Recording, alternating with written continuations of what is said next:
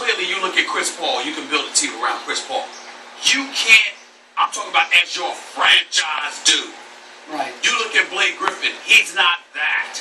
But do I want him? Oh yes, I want him on my roster. I want him in my starting lineup. Skip, is there one player in the NBA that you can win a championship with? What we've seen here is that you need help. Given all of Blake Griffin's hype and endorsements, all of his off the court, you would think that he was a franchise player. And he's not a franchise player. I got a news for you. Let me ask you a question. Is he better than Sean Kemp was? No. Sean Kemp? I don't think he is. I think Sean Kemp was a better scorer all around. Had more of a mid-range. And what I would say to you is the jury is still out because it's only the second year. Yeah. See, you're not wrong, but it's just that you're looking at total. I'm looking at the fact that this dude, he's climbing. He's getting better. Very early. It's very early.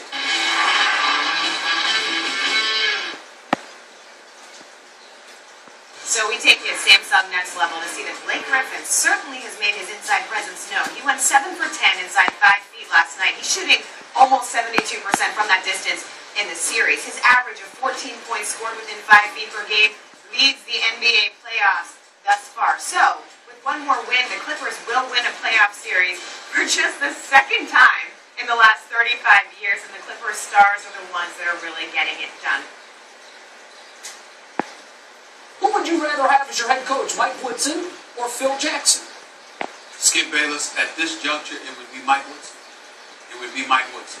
He's presently, by the way, trying to negotiate a deal with the New York Knicks. He's looking to get 4 years, not 3. We'll see what happens with that.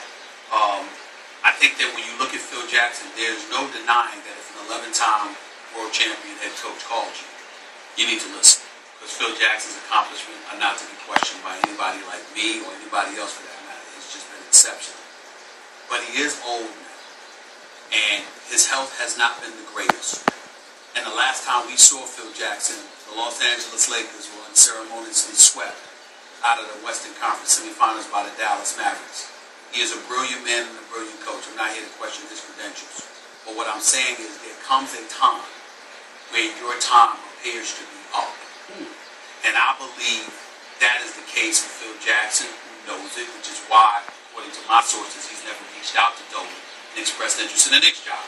Whereas with Mike Woodson, he's a man on a mission that's got a lot